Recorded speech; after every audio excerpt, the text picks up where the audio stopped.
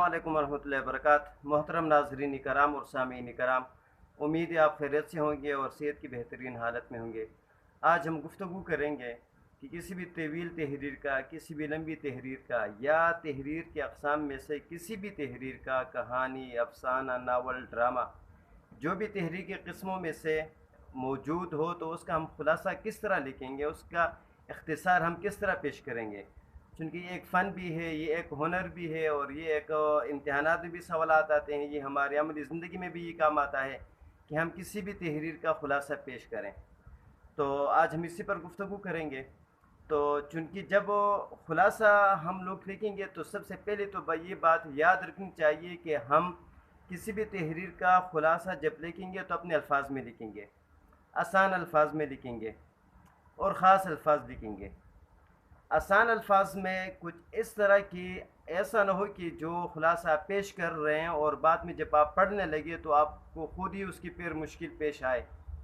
तो आसान अल्फाज का ये मतलब है।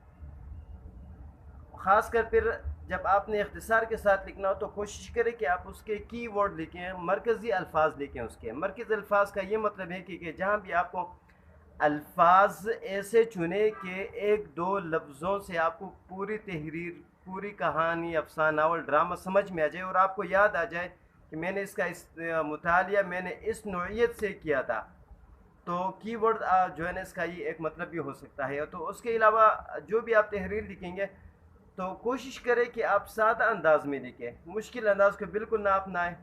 और खुलासा लिखने से पहले कोशिश करें कि आप बार बार उस तहरीर को पढ़ें। तहरीर को पढ़ने के बाद खूब बखूद जो मफ़हूम आपके जहन में आ जाए, जो मफ़हूम आपकी समझ में आ जाए तो आपने वही लिखना है।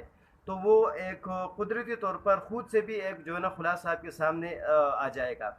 और दूसरी बात ये कि किसी भी तहरीर का जब आप खुलासा लिखते हैं तो कोशिश करें कि ना अल्फाज को दोहराएं, न किसी ख़याल को दोहराए, न किरदार को दोहराए, न किसी भी मरकज़ी ख़याल को आप बार बार दोहराएं। एक ही दफ़ा बात लिख लें और दोबारा उसके लिखने की नौबत ना आने दें। इसके अलावा जब भी आप कोशिश करें कि खुलासा जब भी आप लिख लें तो उन्वान से आप शुरू करें। उन्वान ही कुछ आप एक तो वो तहरीर का दे दें, दूसरी फिर आप अपनी तरफ से कोई ऐसा उन्वान दे दें जिसकी वजह से आपको जो है ना पूरी तहरीर सामने आ जाए और आपके जहन में वो दोबारा ताज़ा हो जाए। उन्वान के बाद फिर कोशिश करें कि आप उसी तहरीर का इब्तिदाइया लिखें कि उसने इब्तिदाइया में क्या बात लिखी थी, 2 3 4 5 जुमलों में, अल्फाज में जो आप उसका इब्तिदाइया लिख लें। इब्तिदाइया के बाद फिर जो मतन मज़मून है, नफ्सी मज़मून है, उस पे आप 2 3 4 जुमले लिखें और ख़ास ख़ास जुमले लिख लें। नफ्सी मज़मून और के बाद जो आखिर में आता है इख्तिताम, इख्तिताम को भी आप उसी तरह चंद जुमलों में लिख लें और चंद अल्फाज में लिख लें। तो ये एक आसान तरीक़ा भी है। इसमें आप ये भी कोशिश करेंगे कि जो नफ्सी मज़मून या दलाइल या जो मरकज़ी ख़याल है उसमें जितने भी दलाइल हैं, जितने भी उस के अंदर मवाद है, जिसके अंदर लवाज़िमा है, आपने उसको इशारे के साथ भी आप लिख सकते हैं कि किसी वाक़े की तरफ इशारा करना हो तो आप सिर्फ इशारे लिख दें। मतलब ये कि हज़रत अली रज़ी अल्लाह अन्हु ने एक मुशरिक को गिराया था और जो है ना मुशरिक ने कहा था कि जो है ना आप मुझे छोड़ दें, और बल्कि गिराने से पहले मुशरिक ने हज़रत अली को गिराया था और पूछा था कि आपको कौन मुझसे अभी छुड़ाएगा। तो मतलब ये कि फिर वहाँ पर आप तलवार लिख दें या फिर मुशरिक लिख दें या फिर जो है ना हज़रत अली और मुशरिक की लड़ाई लिख दें। तो इसी तरह दलाइल और जो है ना खुलासे में जो है ना आप इन चीज़ों का भी अहतमाम कर सकते हैं कि ख़ास अस्मा भी आप लिख सकते हैं। खुलासा चूँकि अमूमी तौर पर जायज़े में काम आता है, तबसरे में काम आता है, तक़ाबुल में काम आता है और किसी भी रिपोर्ट लिखने में जो है ना ये मदद दे सकता है। ख़ासकर डायरी में भी जो है ना ये खुलासा काम आ सकता है। तो ये कोशिश करनी चाहिए कि तलख़ीस निगारी आपकी बेहतर हो, इस पर आपका अबूर हो, इस फ़न को आप समझें, इसको आप जो है ना याद करें।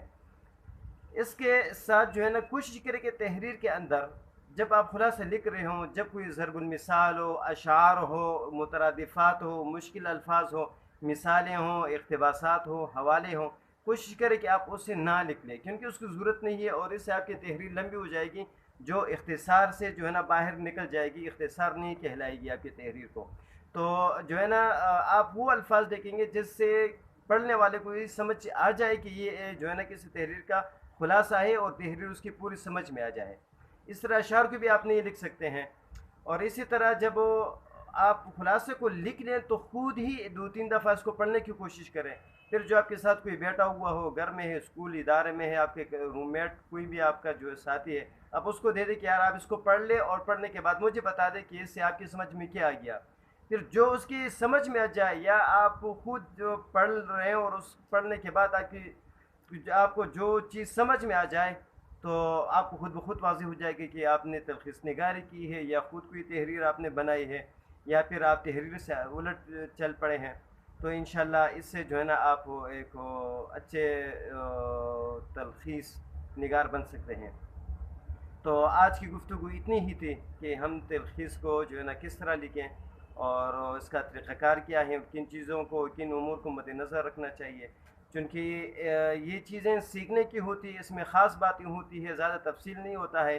اور تلخیص نگاری کے بارے میں کوئی اگر میں مثال بھی دوں تو اور بھی ویسے لمبی ہو جائے گی، لیکن اچھی بات بھی ہے کہ جو ہے نا کہ 1-2 مثالیں سامنے بھی آ جائے تاکہ تلخیص نگاری جو ہے نا وہ ہماری مزید سمجھ میں آ جائے.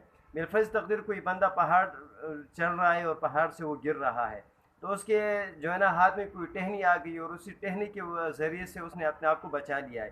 لیکن وہ ٹہنی اتنی مضبوط نہیں تھی کہ وہ جو ہے نا اس بندے کے کا بوجھ برداشت کر سکے. بالآخر وہ ٹہنی بھی ٹوٹ گئی اور وہ بندہ بھی نیچے گر گیا. ٹھیک ہے، لیکن اللہ کا کرنا یہ تھا کہ نیچے جو ہے نا ایک بہت بڑا چٹان تھا جس کی وجہ سے یہ بندہ نیچے نہیں گرا اور ادھر ہی اٹکا رہا. تو یہ ایک بالفرض تقدیر کوئی کہانی ہے، تحریر ہے یا پھر جو اور کوئی مضمون تحریر ہے. آپ اس کو پڑھ لیں، اس کا آپ خلاصے لکھ رہے ہیں تو اس میں پھر آپ یہ کریں گے کہ جو ہے نا پہاڑ اور پھر جو ہے نا گرنا، پھر کسی بھی ٹہنی یا شاخ کو پکڑنا اور پھر بڑی چٹان اور بچ جانا. یہ چند الفاظ کی ورڈ کے طور پر اور مین الفاظ اور جو وہ الفاظ جس کی وجہ سے پوری کہانی آپ کی سمجھ میں آ جائے. تو یہ الفاظ جب آپ کسی کے سامنے کہیں گے، کسی بھی بچے کے سامنے، تو وہ شاید خود بھی ایسے کوئی کہانی یا تحریر بنا سکے گا. تو یہ ایک مثال میں نے آخر میں دے دی ہے.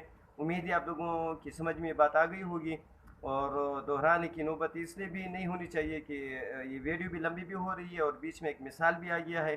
تو انشاءاللہ ملتے ہیں ایک نئی ویڈیو میں ایک نئی بات کے ساتھ. اللہ حافظ. السلام علیکم ورحمۃ اللہ وبرکاتہ.